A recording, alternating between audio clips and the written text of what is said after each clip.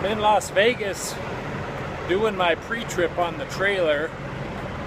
Gonna just do a little trip going over to Phoenix. So just want to make sure the trailer's in good operating condition.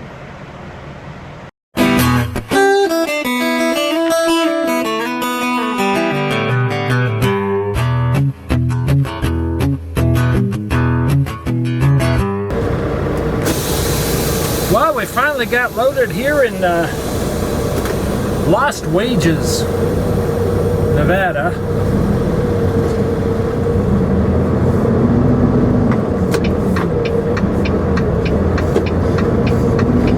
Whenever my friends ask, when I tell them I've come to Vegas, they always say, "Oh, where did you stay? Where did you stay?"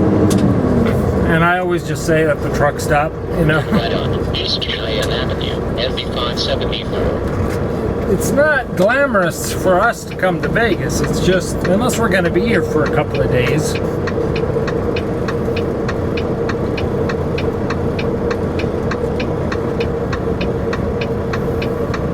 But just for a night, it's not worth parking and then taking a cab to a casino. Yes, I know you can park trucks at some casinos, but I'm always too busy.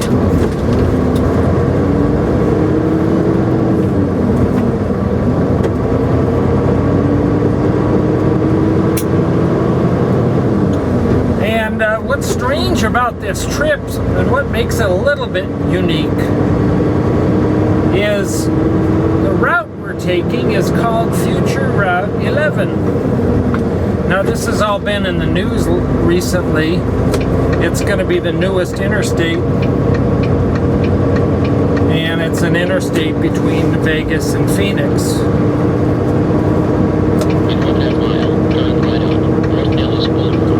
It's definitely needed, I'll tell you, and you'll see the highlights along the way. It moves pretty good though. I mean, it's not a lot of starting and stopping. More when you get to Phoenix is where it really gets bad, but they're fixing that now. So, Future Route 11.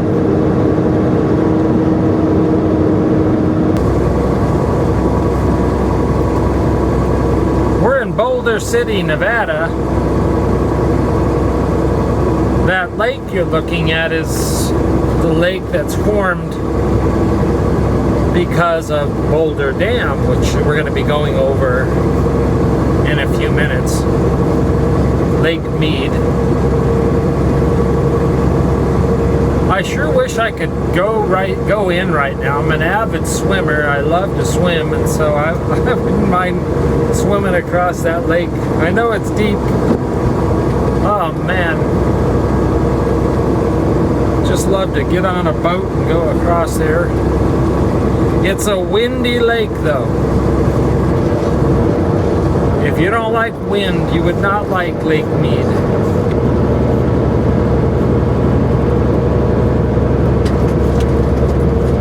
We're going over Hoover Dam shortly. Unfortunately, you can't see much from up here. All this is brand new. In the olden days, you used to actually drive your truck over Hoover Dam and your car.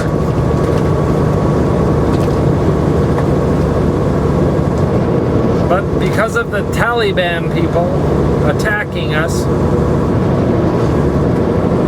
we can't do that anymore. But I mean, the road is a lot nicer. Still, it'd be cool to be able to drive over that.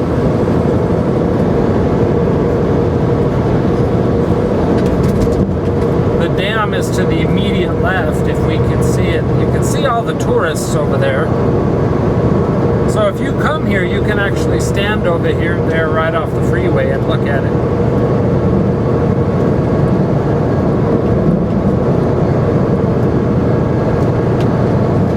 But ever since when the 9/11 happened and they closed this down, we had to go a different way through Searchlight and then through Needles. It took about an hour and a half extra. But then they opened this up, so it's pretty nice now.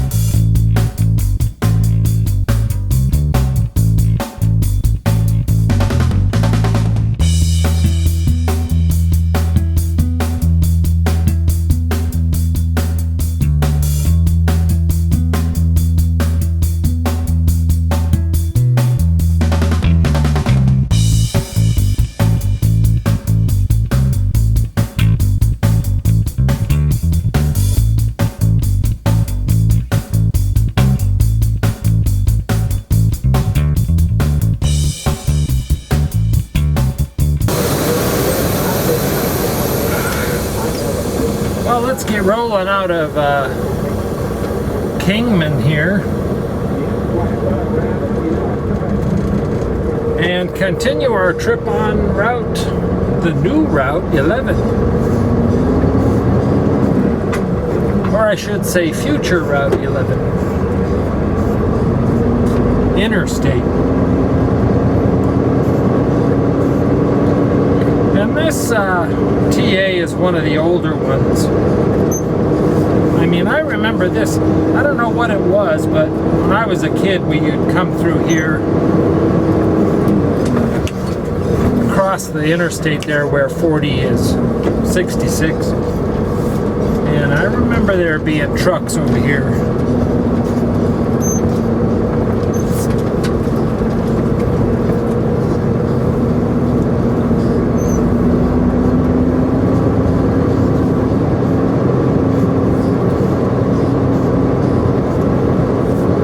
I stay here when I'm coming through Kingman at night rather than the Flying J, which is odd for me. But the reason I do that, it's the Flying J's right on the railroad tracks. And the train just, man, it's so close it wakes me up. Maybe it wouldn't if I was idling. Hey, look at that truck. That's awesome. It's an old Pete. I got a good picture of it.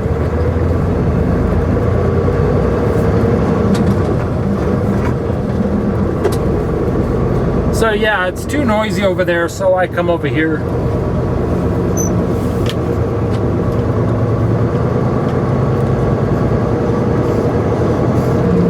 Well, we're in good old Phoenix, Valley of the Sun, where it's exactly 100 degrees this evening. The sun's still up. When it goes down, it'll get down probably to 90.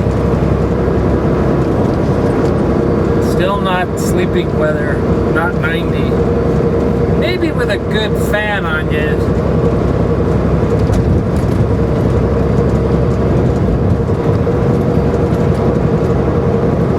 I'm delivering to a retail place, and whenever I deliver to a retail place, sometimes I stay behind the retail store in the dock, but sometimes I don't do that, and I don't think I'm going to do that tonight. In 1/2 mile, keep to the left on I-10 East. Just because I have enough time, I don't have to be there till 7 a.m., so I'm going to try to get in the Flying J here. Right. Keep to the left on I-10 East. You got to be in the Flying J all day in Phoenix to get a parking spot. But as you've seen, I'm lucky sometimes.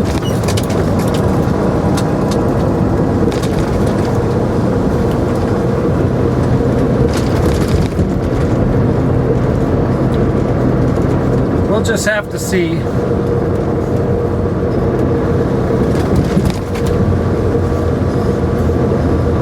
And if nothing else, I can get food at Flying J and then go to stay in my yard, I guess.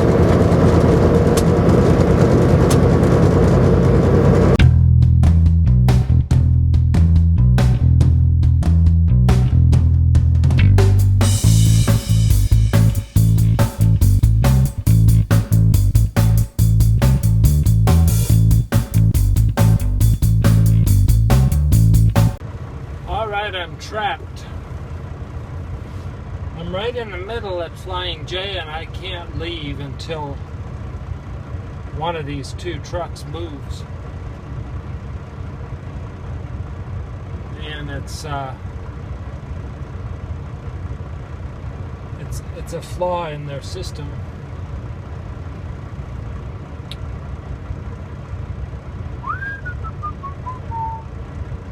The guy on the left is eating his pizza. I don't know if he knows I'm waiting or not.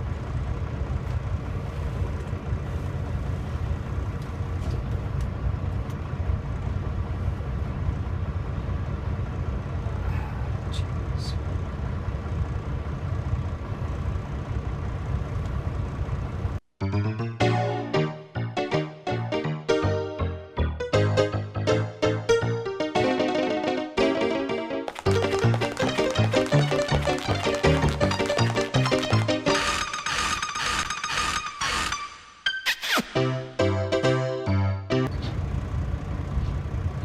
Sliding his tandems here, that's why I'm blocked.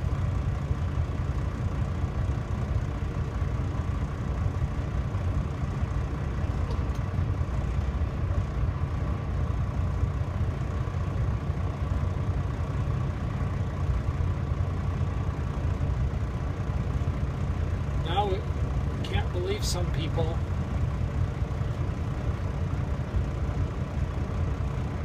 yes, I can.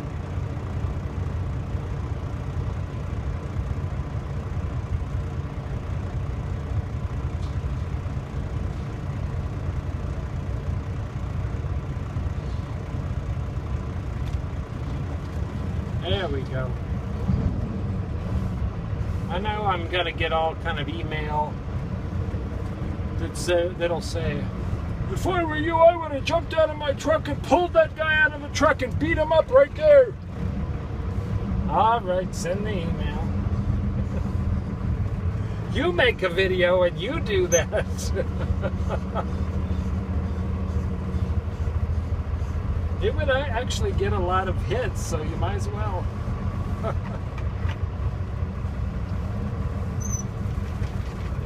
Well, should I drive around? No, look at there, triple stacked. There. Triple stacked. To the yard we go, James. Alright, this is my shadow talking. I've knocked on the door and I'm waiting. And here I wait. Some places, if you knock on the door, they get upset. Some places, if you don't knock on the door, you get in trouble because you didn't knock on the door. So, I'm doing a little bit of both. I knocked on the door, and now I'm waiting.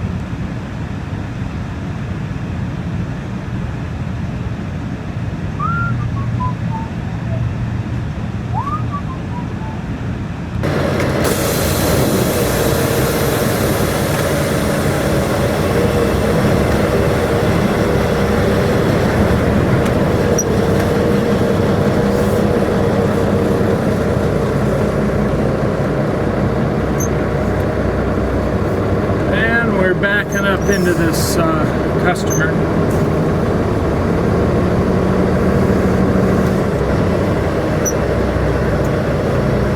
pretty easy backup because you have room. Room is your friend.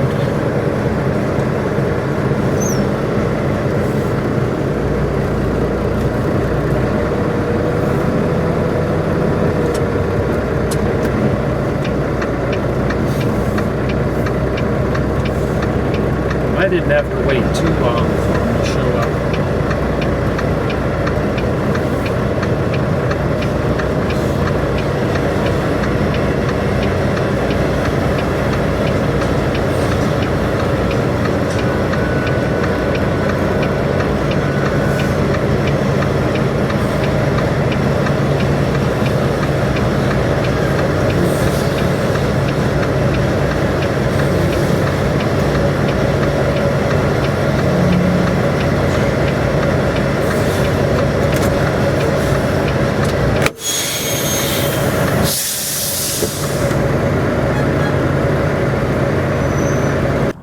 One thing about my Volvo, not just Volvo, but most trucks, the headlights get really yellow. Not just trucks, but cars too. But of course, we as truckers, we notice it on trucks. The headlights get so yellow and so dingy that it's hard to see out of them. And I'm showing you right now just how yellow mine were.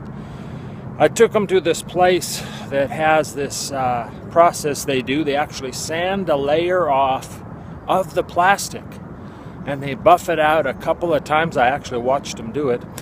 Then they spray this shellac on them. That's how I'm describing it. It's actually a chemical that reacts with the plastic that really makes them look brand new. And this is what they look like now. It's as if I'm driving a brand new truck with the way the headlights are now. Now I can drive at night, I'll be able to see. All right, we've unloaded this store. We got another one to go to. The tricky part is here, if you look ahead of us, it's quite an S-curve they have. Not really made good for semis, but there's enough room, but they need to trim the trees. Coming in, I scratched my truck because see those bushes on the right?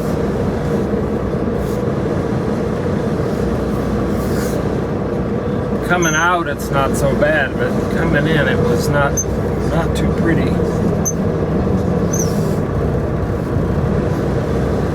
I like trees, but to a trucker, trees are not your friend.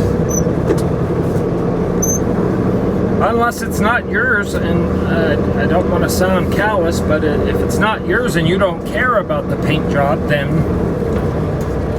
but I'm speaking overall, trees in a shopping center look nice, but they're not so good for our trucks. See, this one's gonna wipe out my trailer.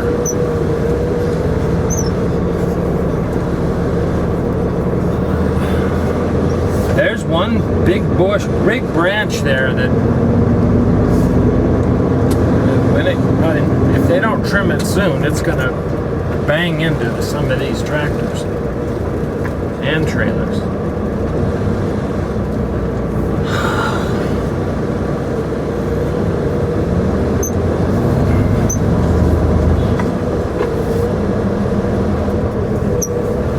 Another reason trees are not so good for commerce and business.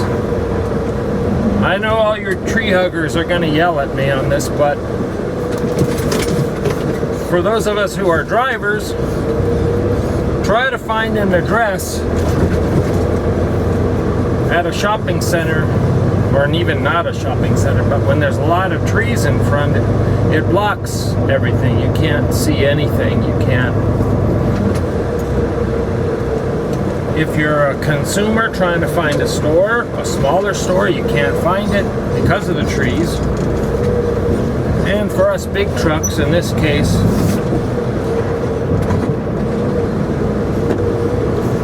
See, the average car doesn't even think about a tree, but a trucker or a bus driver does, because we're up there with the height of the trees.